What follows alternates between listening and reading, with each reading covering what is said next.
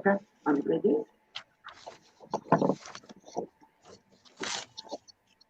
Yes, welcome back to the program, and we'd like to welcome to the show this morning Jasmine Opperman, and she joins us from the Armed Conflict Location and Event Data Project, ACLAD. As you can see it on the screen, this program is being broadcast on the airwaves of Salam Media as well as Al Ansar in Durban and Peter Maritzburg, and live streaming on our Facebook page, facebook.com, as well as our YouTube channel at Salam Media. Just Google it. Now, an insurgency has been raging in the far north of Mozambique, and it's been ongoing for several years, in fact. Uh, and unfortunately, not enough media coverage has been focused on it. But now there's a threat that it could spill over into neighboring countries. And we'd like to welcome Jasmine to the program to once again bring us up to speed with what is happening there. Good morning, Jasmine, and welcome. Morning to your listeners and viewers. All right, so an article that appeared in the Sunday Tribune saying that the jihadist insurgency crisis is just a border crossing away from KwaZulu Natal, leading analysts to believe that local citizens are ripe for conscription. Now, this is a new development or an angle in this ongoing story that we've been discussing. How vulnerable is South Africa to what is happening out in Mozambique? I think one has to take great care in making alarmist statements. The situation in Cabo Delgado is unique in Cabo Delgado. It's a local insurgency being driven by local dissatisfaction that has been festering for years. That it has regional implications, yes. A spillover, as we are seeing in Cabo Delgado, into, for example, KwaZulu Natal, is highly unlikely. The insurgency remains confined to specific areas in Cabo Delgado. Our risk is supply streams. Our risk is dissident figures on home soil providing support and accelerating the narrative that this is an Islamic State extremist ideology that is actually at play here. And hence we need to contextualize the risk very carefully. Mhm. There is the history of IS support in South Africa. It's well known, well documented. We had South African citizens, in fact, who had gone to places like Syria and Iraq in the past. Some of them have even returned to South Africa and have been under the watchful eye of government, I believe, ever since. But do you think there is any possibility of this, reigniting sympathies for the group within the country? Yes, I think what we are seeing in Cabo Delgado from a regional perspective is for the first time, as close to our borders, we are seeing the Islamic State seeking an institutionalized presence based on an organized violence within specific cells. Hence, the distance, the luxury of distance we believe to have had is no longer. The demand for support and intervention to the Mozambican government, which they desperately need, will involve South Africa. Actually, we already have South Africans and Zimbabweans via Guide Advisory Group, which is a mercenary group, active in Cabo Delgado. So we are already in the crossfire, and government will have to respond. Hence, the question is, and like you rightfully said, we have dissident leaders, but do we have the security measures in place to counter acceleration of attacks by lone wolves on home soil? I doubt that seriously. Mhm.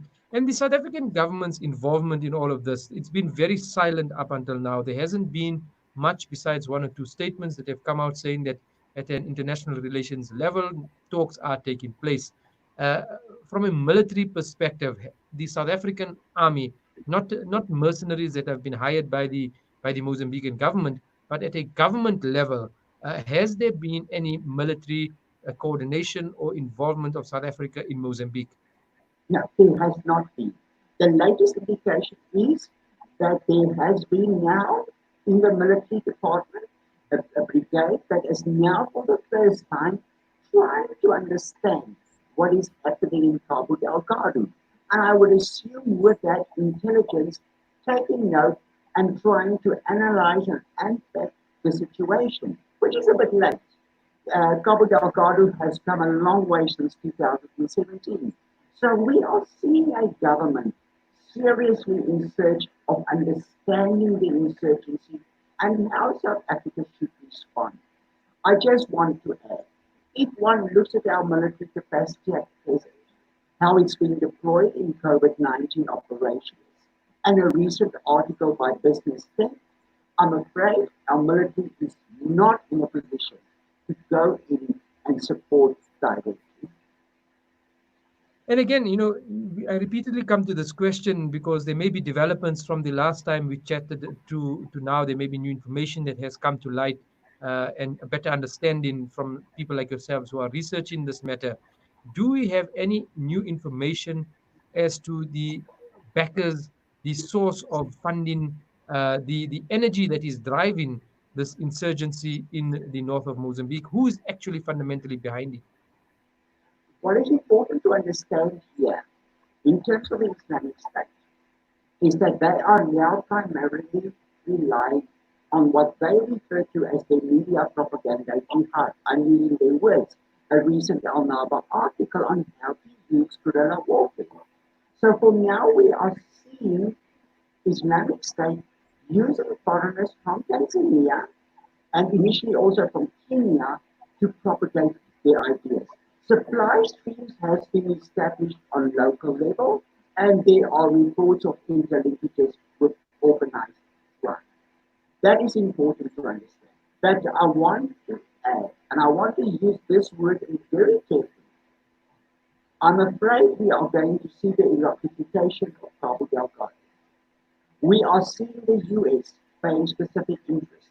We are seeing the French now in the process of deploying former military personnel to protect the LNG project via Total. So we are seeing foreign interests coming to the fore, being present, and with that, you are seeing funding taking place beyond the insurgency that will complicate the matter even further. And if we have to look at the issue around the people of Cabo Delgado, there has to be some personnel, the recruitment of youngsters. We've seen quite a number of what would even perhaps be child soldiers drafted into the ranks of these insurgent fighters. Uh, there's a sense that the local population of the province has been ignored by government. They have not received resources. Education, business development, hospitals, and healthcare is weak, and this has allowed it to become a perfect recruitment center, or because of the government not acknowledging or paying attention to its people in that part of of Mozambique. How true is this, and how does it allow for the recruitment to take place? Absolutely spot on. The youths are playing a prominent role in these researches. Interestingly enough, is that we have not seen child soldiers as yet in Cabo Delgado. But the discontent with government is extremely high. The mistrust in the military forces has been proven with the most recent attack where government has invited people, leave the woods, come back to your homes. They prefer to stay in the woods. There has been serious neglect and there has been serious disadvantages to these communities. Government is currently focused on a military solution. We are seeing statements like 78 insurgents being killed. I'm just asking myself how many of them are civilians. But government is seeing a battle by battle victory. You are not going to gain the confidence of the local communities by such an approach due to misconduct of their soldiers. Jasmine Opperman, analyst at the Armed Conflict Location and Event Data Project. Thank you so much for your time this morning once again and bringing us up to speed with what's happening in Mozambique. You go well. Much appreciated.